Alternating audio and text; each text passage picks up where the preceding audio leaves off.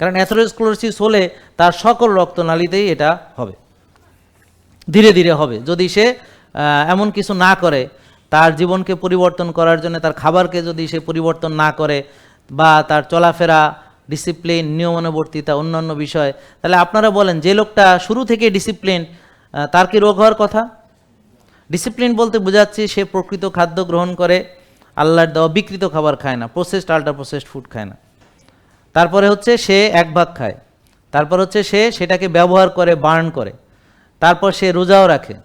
এছাড়া সে ভালো ঘুমায়, সঠিক সময় ঘুমাতে যায়, ভোরে ওঠে, রোদে যায়, ঘাসে হাঁটে, মানসিক প্রশান্তির চর্চা করে, কল্যাণমূলক কাজ করে, মানুষের কল্যাণ, সমাজের কল্যাণ, বিভিন্ন কল্যাণমূলক কাজে সে নিজেকে ব্যতিব্যস্ত রাখে।